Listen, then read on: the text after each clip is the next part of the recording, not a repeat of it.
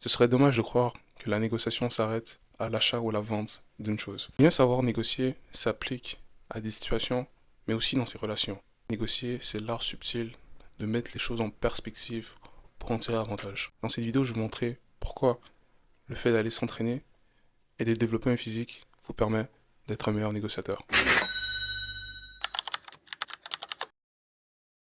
Tout d'abord, s'entraîner et être en forme démontre que vous êtes capable de faire des choix rationnels.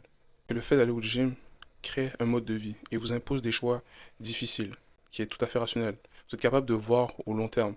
Vous êtes capable de faire la part des choses, voir ce qui est bon pour vous, malgré le fait que ce soit difficile. Pour l'autre personne, ce que vous avancez, vos arguments, vos propositions ont beaucoup plus de crédibilité. Vous êtes capable de faire des choix rationnels dans votre propre vie. Vos choix donneront l'impression qu'ils sortent de bonnes intentions, que les deux parties peuvent en tirer avantage. Dans un contexte de négociation, la personne qui est prête à partir en premier, qui est prête à laisser sur la table, est la personne qui a la main haute. Parce que c'est la personne qui est détachée du dénouement. Que vous fassiez une entente ou pas, ça change rien. Elle semble moins dans le besoin. Le fait d'avoir une bonne forme physique, c'est un signe de bonne santé, d'abondance. Donc instinctivement, vous avez moins l'air dans le besoin. Vous êtes beaucoup plus complet. Les gens savent que ils peuvent pas jouer sur l'élément de la peur, du manque, pour vous garder dans la proposition. En anglais, on appelle ça FOMO, Fear of Missing Out. Beaucoup de décisions sont basées sur l'émotion. C'est une carte qu'on ne peut pas nécessairement jouer sur vous, du moins en surface. Vous avez un avantage parce que vous semblez déjà orienté vers la porte de sortie. Si l'entente ne vous convient pas, vous êtes tout à fait à l'aise à l'idée de laisser la chance à quelqu'un d'autre. Un bon négociateur a une forte conviction que ce qu'il a à proposer est de valeur. Ainsi, bâtir un physique pour soi-même démontre que vos intentions ont de la conviction, que vous êtes capable d'aller au bout de vos pensées, que ce n'est pas des paroles vides de sens. Dans un contexte de séduction, par exemple, si vous courtisez une ou un partenaire et qu'on vous demande sur votre vie, sur vos ambitions, la personne est beaucoup plus inclinée à vous croire parce que vous avez quelque chose pour vous-même. Comme on dit, un homme n'a qu'une seule parole. Que vous teniez vos promesses pour vous-même, pour votre bien-être, chose que les mots ne peuvent pas commanditer. Une personne rusée peut facilement voir à travers vos mensonges, vos paroles, mais l'œil ne trompe pas. Votre physique est le testament de vos convictions, de vos promesses et de ce que vous vous êtes engagé à faire.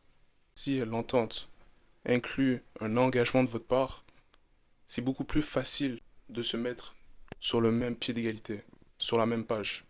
Votre corps part pour vous-même. C'est un langage non verbal. J'irais même à dire qu'en négociation, avant même de dire quelque chose, au premier regard, les deux parties évaluent l'estime, les standards que la personne a pour soi-même. Ça permet d'offrir un prix qui est juste, des conditions qui s'alignent avec le profil de la personne.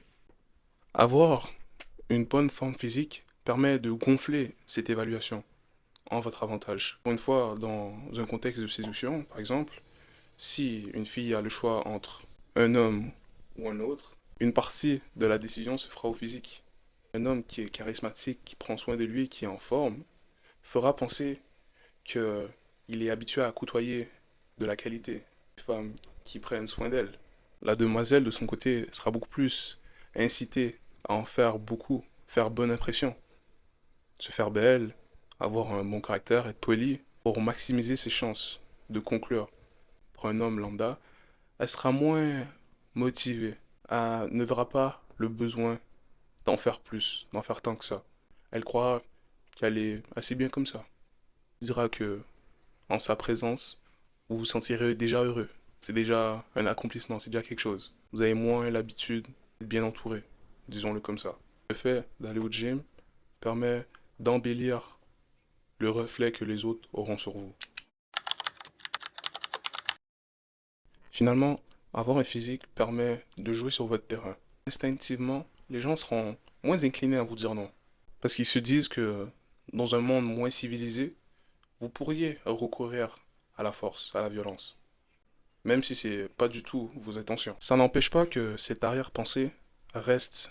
Il y a une empreinte, il y a une mégarde à votre présence. Vous n'avez pas un physique qui passe inaperçu.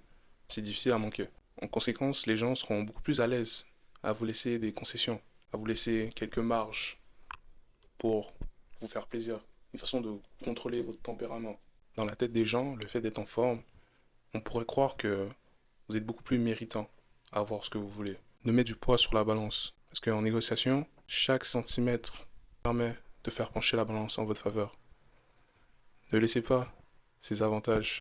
Allez au gym, prenez avantage de ce que vous avez. Sur ce, c'était les commentaires du chef. Avec ses compliments, bien sûr. On s'attrape pour la prochaine fois. Peace.